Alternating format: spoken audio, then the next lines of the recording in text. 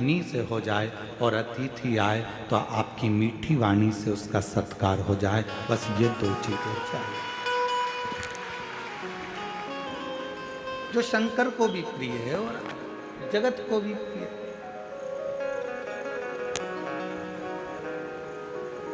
मेरे ओघड़दानी को, मेरे शंभू को, मेरे त्रिकालदर्शी को, मेरे कैलाशी विनाशी शंकर को भी बस यही दो चीज चाहिए। एक श्रेष्ठ तुम्हारी पानी की जो एक लोटा जल लेकर जा रहे हो, उसमें आपका भाव शुद्ध हो, निर्मलता का हो, हृदय का हो, भक्ति का हो। और आप जब किसी से मिल रहे हो, भगवान का भजन कर रहे हो, स्मरण कर रहे हो, कीर्तन कर रहे हो, तो आपकी वाणी शुद्ध। वाणी ऐसी बोलिए जो मन का आपा,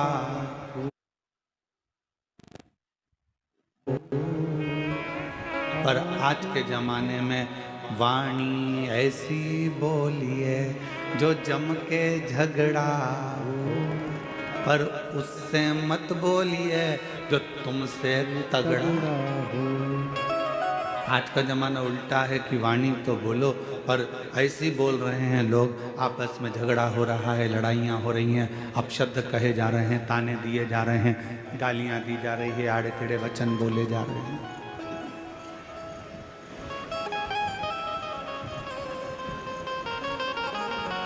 उसमें श्रेष्ठता का भाव कहाँ रह गया?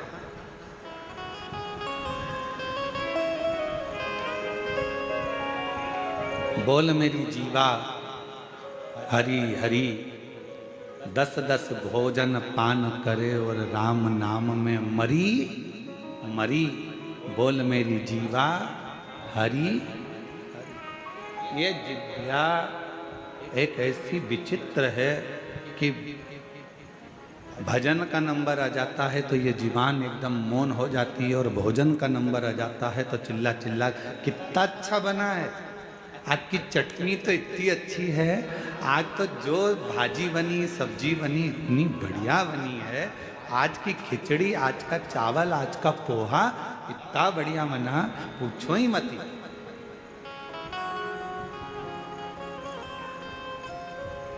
अब जितना तुम खाने में बोले हो ना, भोजन में बोले हो ना, उतना अगर भजन में बोलो तो थोड़ा थोड़ा।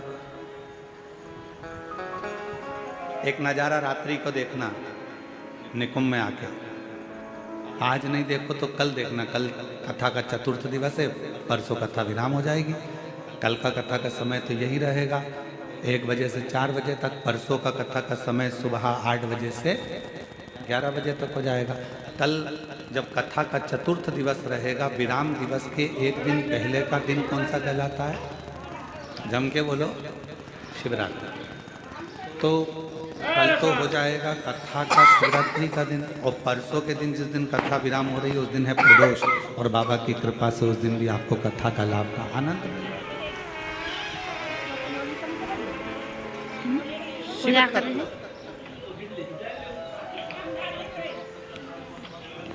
भजन में मन नहीं लगा, भजन में जिह्वा थोड़ा थोड़ा बोलती बोलती बोलती बोलती थक जाती। ढेरी मंदिर हो कखनी इतना मंदिर नहीं है, और जिह्वा थकी फिर भगवान का नाम जाप स्मरण नहीं हो पाता।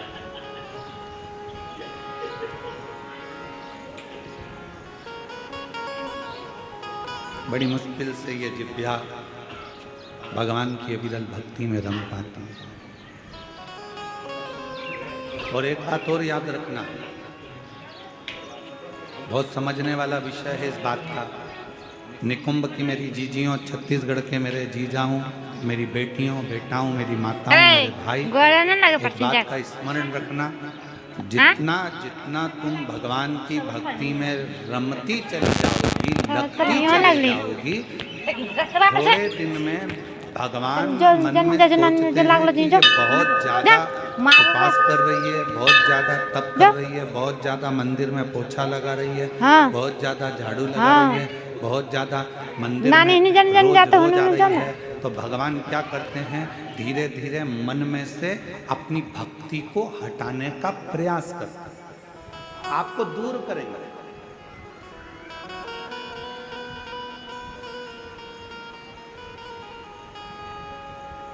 आपको अपनी भक्ति में से थोड़ा थोड़ा भगवान दूर करने का प्रयास करेंगे, जिससे ये मुझसे दूर हो जाए।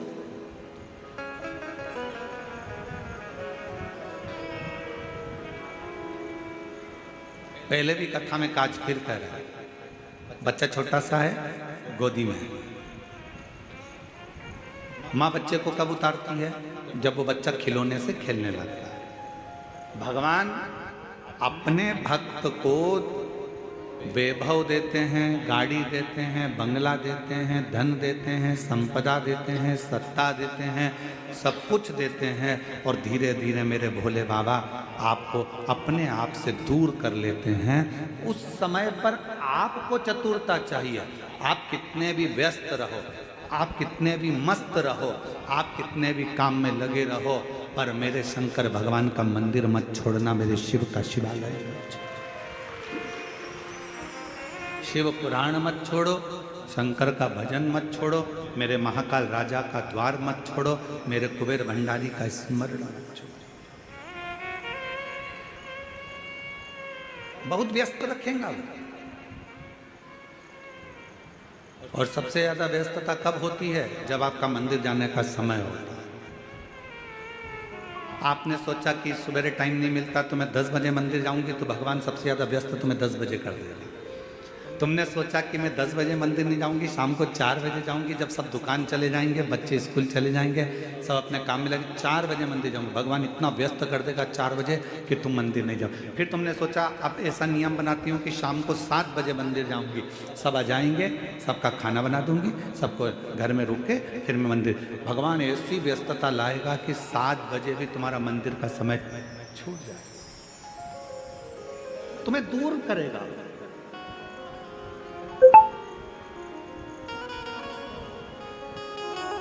अब उस समय पर आपकी समझदारी चाहिए कि भगवान है मेरे शंभु, है मेरे त्रिकालदर्शी, है मेरे कैलाशी अविनाशी, है मेरे महाकाल राजा, है मेरे काशी विश्वनाथ। ऐसी कौन सी गलती हो रही है जो तुम मुझसे दूर कर रहे हो? भगवान कहेंगे ये गलती नहीं है, मेरे शंकर भगवान कहेंगे इसको गलती नहीं कहते। शिव जी कहेंगे तू इतनी मुझ में रम गई है, तू इतना मुझे मानने लगा है कि तेरे फैसले तू नहीं ले पा रहा, तेरे फैसले मुझे लेना पड़ रहे हैं, इसलिए अब तुझे थोड़ा दूर कर रहा हूं कि तू पूरा मुझ पर ही आश्रित है।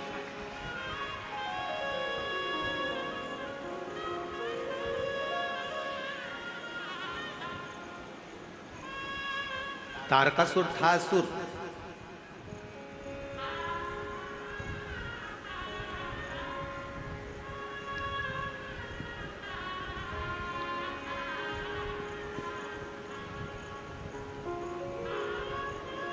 असुर था तारकासुर, पर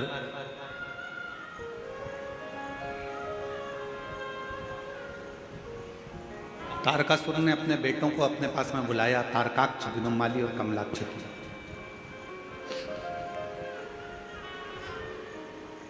तीनों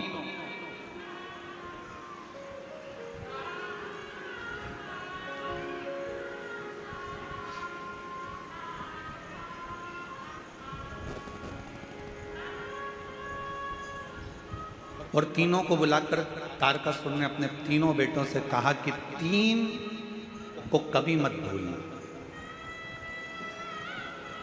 और सुन लो मेरी छत्तीसगढ़ की जीजियों, मेरे छत्तीसगढ़ के जीजाओं, बहुत सावधानी से।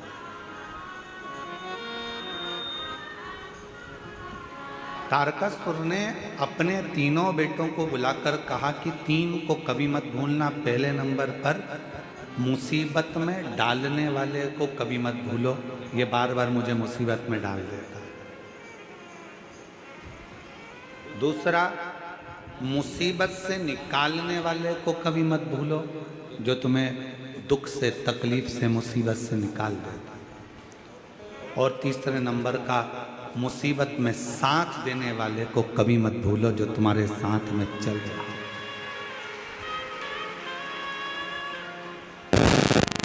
अब तारकासुर के तीनों बेटे तारकाक्ष, विदुम्माली, कमलाक्ष की तीनों के अंदर एक प्रश्न खड़ा हुआ।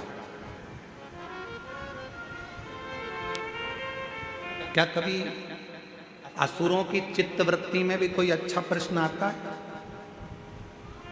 कहा अगर कुछ माता पिता के संस्कार अगर प्रबल हैं तो अच्छे प्रश्न क्यों नहीं आते? तारकासुर के तीनों बेटों के अंदर एक प्रश्न जागृत था।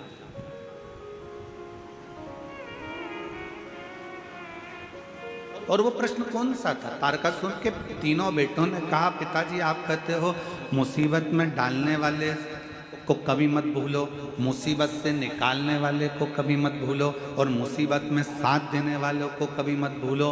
इन तीनों का गुण क्या किसी एक में पाया जा सकता है?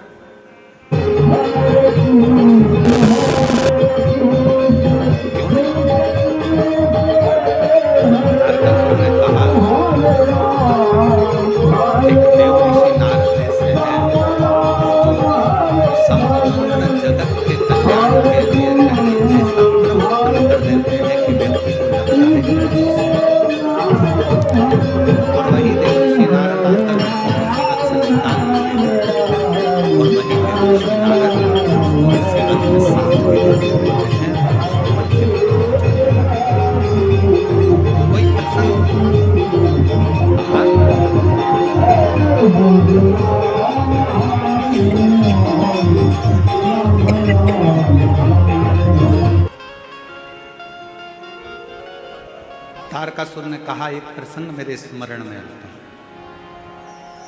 वो कौन सा प्रसंग है? कहा वो प्रसंग है भगवान शंकर के नेत्र से रुद्राक्ष की उत्पत्ति हुई और भगवान शंकर के नेत्र के जल से ही अंधकासुर की उत्पत्ति।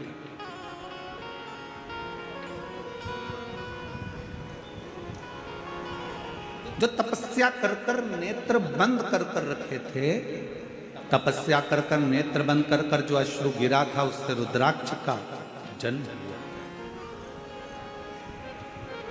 रुद्राक्ष का जन्म। और इतने में माता पार्वती जी ने आकर आंखों को बंद कर लिया और भगवान शंकर के नेत्र से जो जल गिरा उससे अंधकासुर हुआ।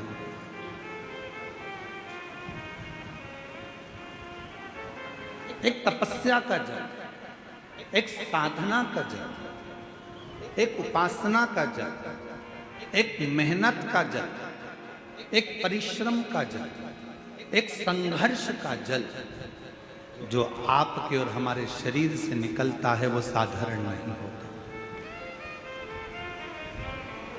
आज पूरा विश्व 21 जून को योग दिवस मना रहा है। पूरा विश्व मना रहा है।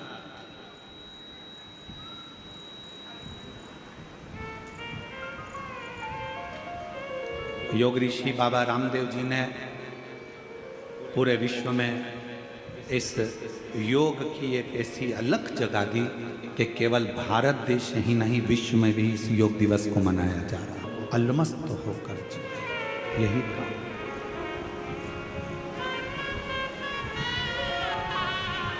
क्या ये तीनों क्रम तारकासुर से तारकाक्ष ने पूछा, विदुमाली ने पूछा, कमलाक्षकी ने पूछा, क्या ये तीनों क्रम एक व्यक्ति में है?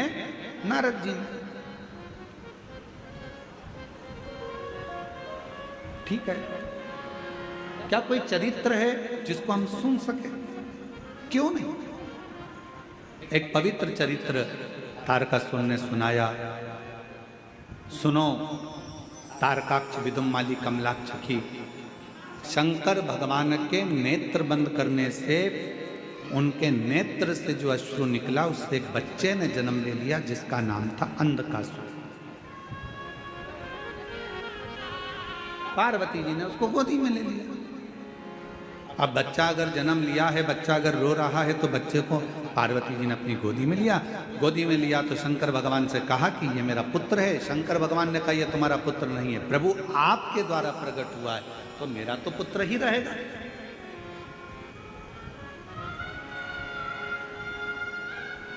यदि आपके द्वारा अगर प्रकट हुआ है तो ये तो मेरा पुत्र है। भगवान शंकर ने मना करा, इसको समुद्र में फेंक दो। पार्वती जी ने अंधकासुर को समुद्र में डाल दिया। हिरण्याक्ष ने उसको पाल पोस कर बड़ा करा, और हिरण्याक्ष ने पाल पोस कर बड़ा करा। उसको जब बड़ा करा, समय आया, वराह अवतार के रूप में भगवान श्री हरि ने, नारायण ने उस हिरण्याक्ष का वध कर दिया। अब जरा ध्यान देना कि नारद जी ने वो क्रम कैसे करे। नारद जी पहुंचे अंधकासुर के पास और अंधकासुर से कहा कि तुमने जिंदगी में कभी तप करा? जीवन में तुमने कभी साधना करी है, कभी आराधना करी है, कभी तप करा? नहीं। अंधकासुर को भगवान देव ऋषि नारद ने तप में लगा दिया और ब्रह्मा जी से वर मांगा कि मैं कहीं ना मरूं, ऐसा वर मुझे दे दीजिए। तब कहा ऐसा हो नहीं सकता, मरना तो पड़ेगा। तब देव ऋषि नारद से फिर पूछा अंधकासुर ने कि ब्रह्मा जी मुझे अमर होने का वर नहीं दे रहे, तो मैं वर कौन सा लूं? तो कह दिया एक वर मांग लो कि तुम्हारा तो कोई ना माँ है ना तुम्हारा कोई पिता है। हिरण्याक्ष ने तो तुम्हें पाला पोसा था, इसलिए तुम वर मांग लो। जिस दिन मैं अपनी माँ को गलत दृष्टि से देखूंगा, बस उसी दिन मेरे प्राण छूटे। नारद जी के कहने पर अंधकासुर ने वर मांग लिया ब्रह्मा जी से। ब्रह्मा जी ने तथास्तु भी कहा।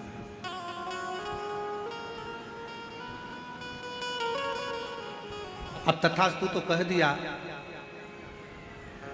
समझ लेना था अंधकासुर को कि अगर ब्रह्मा जी ने तथास्तु कहा है तो इसका मतलब है कि मेरी माता कहीं ना कहीं तो होगी, ये निश्चित है। मेरी मौत अगर लिखी है तो मेरी माता कहीं ना कहीं तो होगी।